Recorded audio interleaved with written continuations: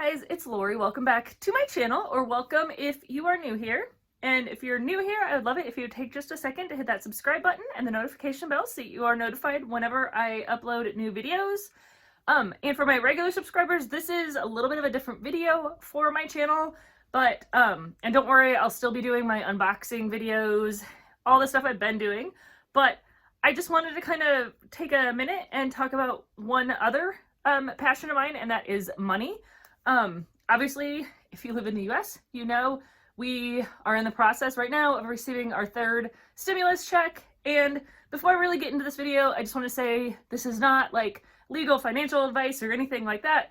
I'm just a girl on the internet who loves budgeting, loves frugal living, and things like that. So I just wanted to kind of give you some of my thoughts and perspectives on the stimulus and how to set your family up for success the best way possible with this stimulus check. So right now they are sending out stimulus payments, $1,400 for adults and for your dependents, including adult dependents, which is great that they included adult dependents this time.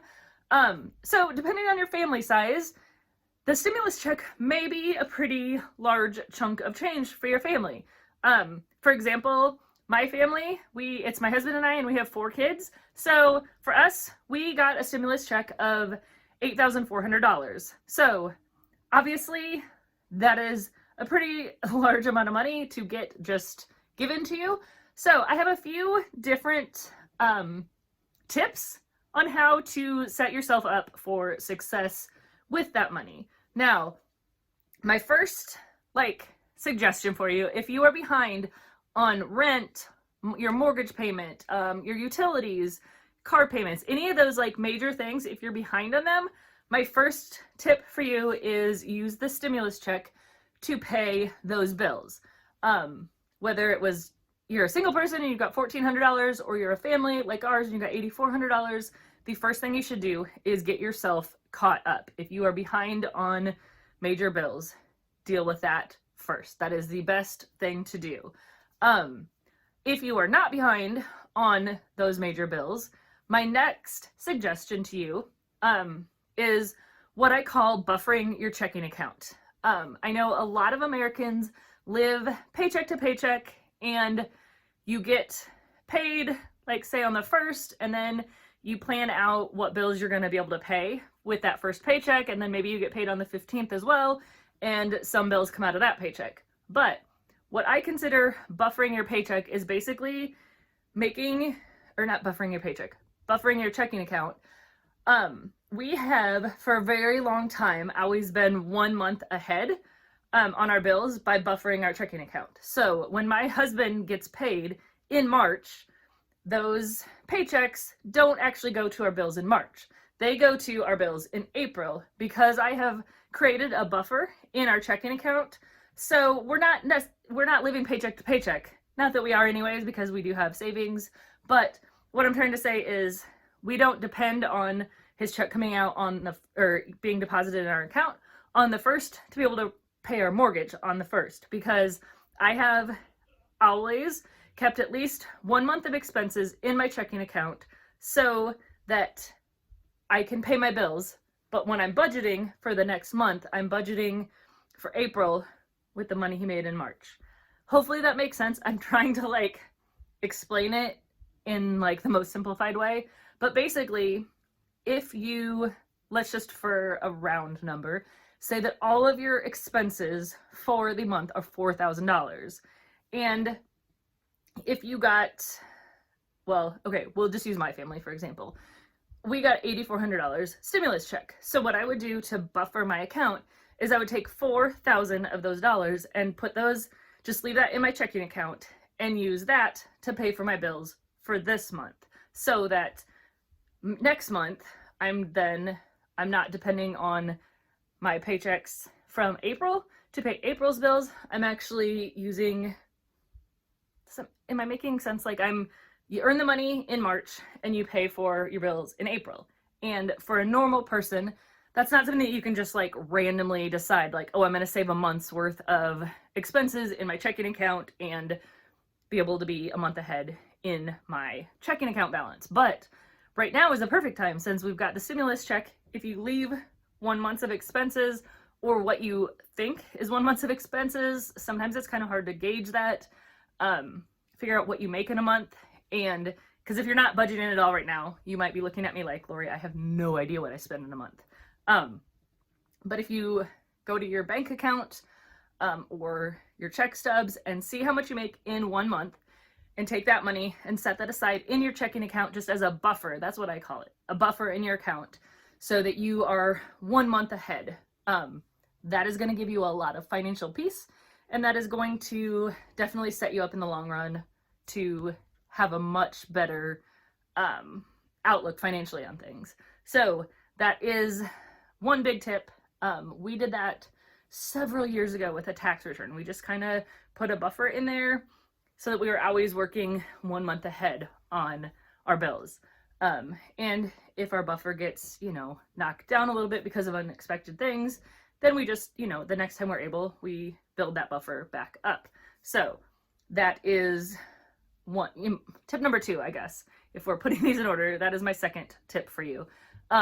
Another thing to do with the stimulus check is, because it is meant to stimulate the economy, treat yourself with something. Take a certain amount of the stimulus check, and if you don't eat out normally, take your family out to eat. If there's something that you've been wanting, go buy that. Don't spend the whole thing, because even though it's meant to stimulate the economy, it also is a great time to get your family ahead. So you don't want to get into that, the pattern where you're like, oh, I can't ever do anything fun. So go out to eat, order pizza, do something, buy yourself a new outfit, do something fun with part of the money, just so that you feel like you're doing something fun with it. And then my last tip is paying off debt. If you are like most Americans, you probably have some sort of debt, maybe not credit card debt, but you may have car loans, or you may have student loans, you have a mortgage, any of those kind of things. And I recommend a time where you have a large unexpected amount of money. If you're not behind on your bills and you've already created a buffer in your checking account, I recommend that you work on paying off debt. And that is exactly what my husband and I are doing with our stimulus check this time. Well, we've done a few things. We did go out to eat or order food. We didn't really go out to eat. We ordered takeout and brought it home. We are buying, a few fun things.